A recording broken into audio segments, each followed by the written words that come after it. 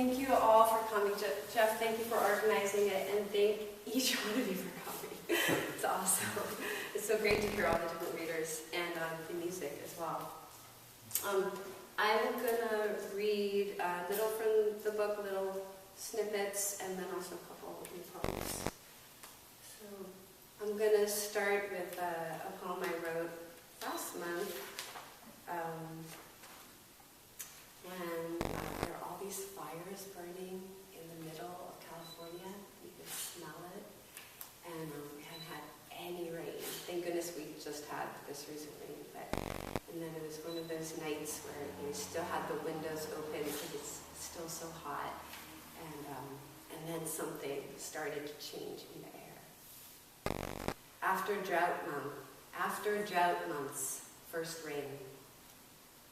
Night wind like a sea shanty blows strange, thick through the open windows of this apartment. Like rumor who, it said, began the world. Like prophecy, it gusts around on the other side of say. Uncommon tremor, months of drought. The leaves also are taken up with it. Riffle afloat as if on Pacific currents. Touched from without, they sway.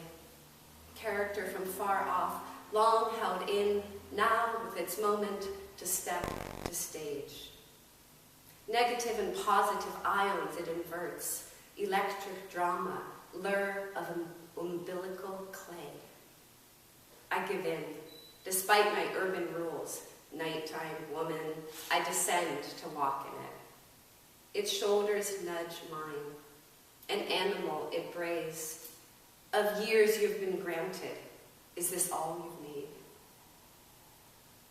The next morning, as if a holiday on street below, asphalt's medium gray, moistened dark in crevices. Witness traces, some storm naiad has visited. You too would taste her. 5 months entire past without her lips. Overhead, the lowering silver, intimate stratosphere. Omeros brought nearer. On sidewalk, ochre catkins twist, ash and powder array. Magenta bougainvillea, colors wrought clearer.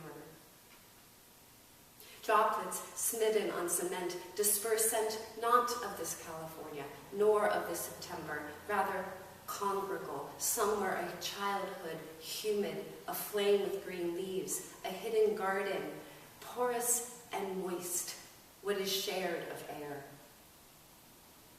Only a patter after all. Clouds smolder, but again dry. Inland 10 fires. Weed half digested. The town I'm talking about. Weed half digested. El Dorado forest. King fire tripled since Wednesday. Yellow sky, 100,000 acres. Old burn chasers claim, never seen the like.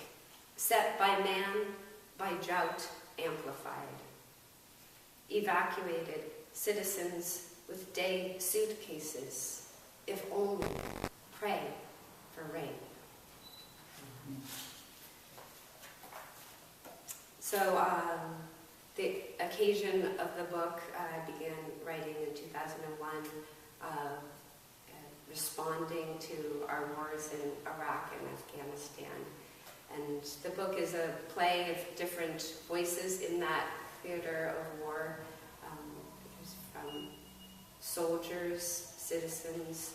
The soldier, American soldiers, both female and male sometimes, and suicide bombers, beheading videos of different genres. So I just want to read an excerpt from the very end of the book. It seems so present now with what's happening still in Iraq. So this poem, Aeneas in Carthage. So many of you probably already know the story of Aeneas and Dido. So Aeneas was the Roman warrior who founded Rome, but before he did that, he lost with his troops at Troy, the Battle of Troy. And it was because of losing there that his men, the Troy's in flames. And so he sets out with his men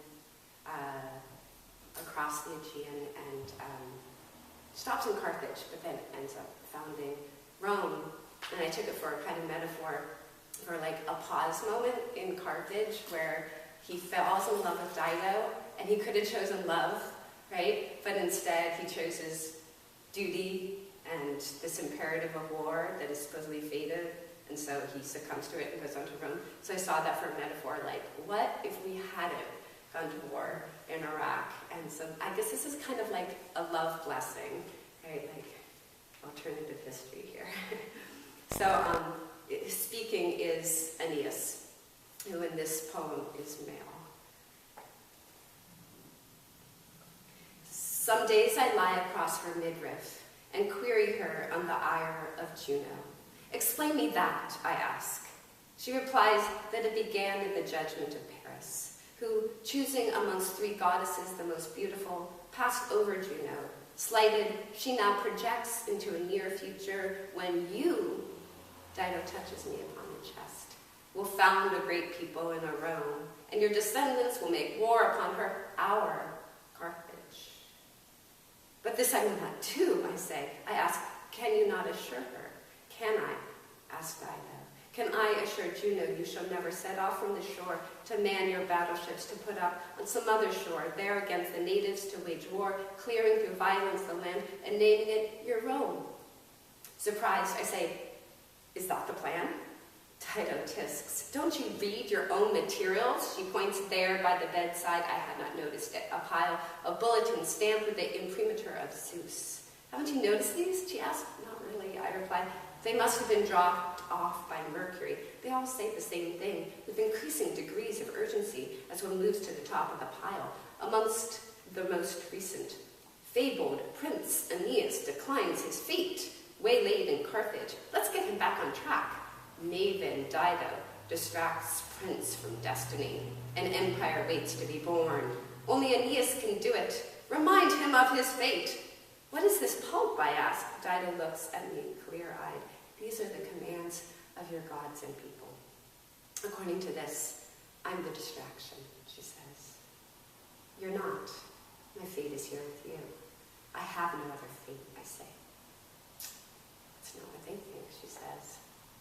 That night, I go to sleep tormented. In the middle of a moon ray arrives Mercury.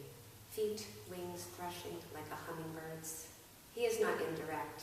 Detained here in Carthage, I desecrate the memory of my father's shade. I deny this. What greater reply to grief than to birth a new love? And it's an excerpt, I'll stop there.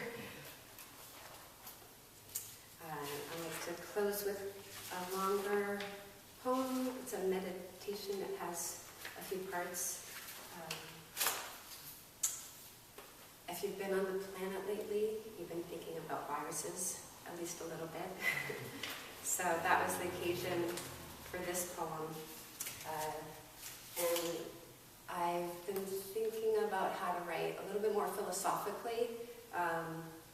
So this is kind of an experiment in that realm.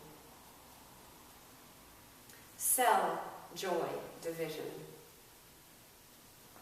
Now slowly the virus comes creeping through the lower valley, the midnights of muscles, abdominal cirrus and Talmud.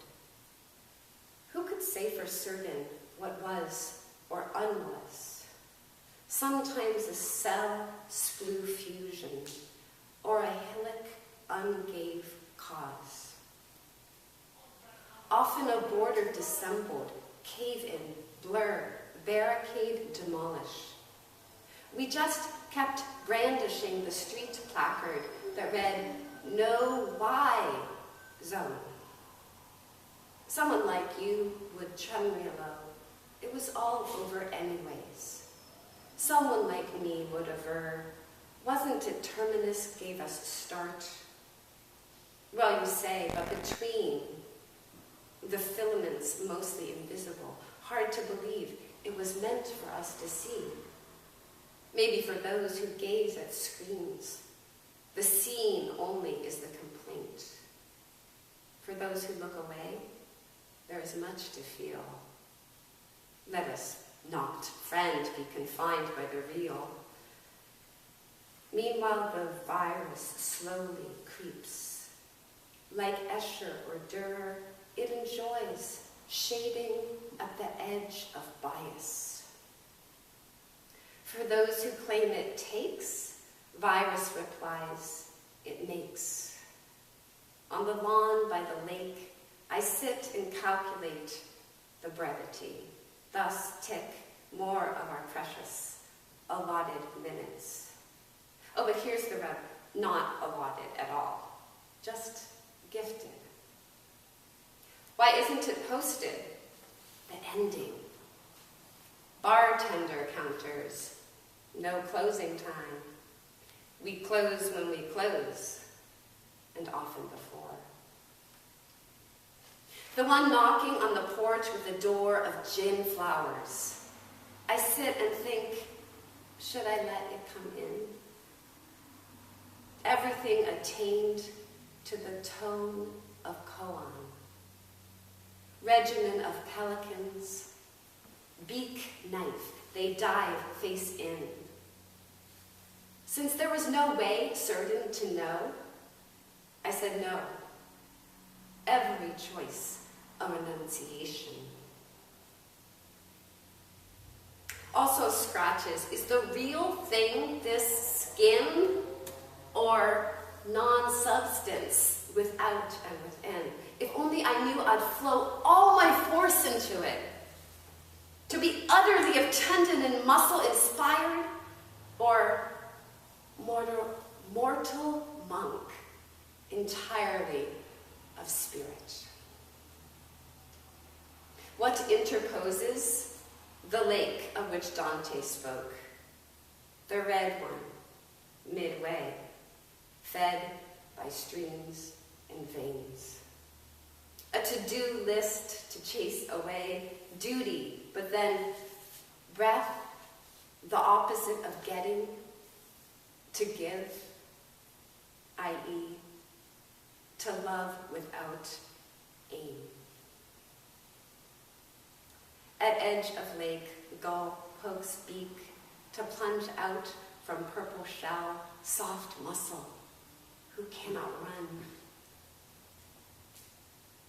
Oh, tell me the curriculum, O lady, she of the fringed aurora, divine vagina, whose bells toll here. Oh, and I will follow divine syllabi, to be scholarly, loft meanings with my quill LED pen, or else disrobe to short shorts to run gaily by what once was marsh mirror in the shade of melanoma sun?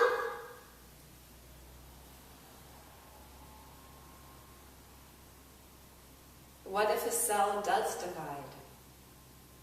A pomegranate in two halves, some seed God devised.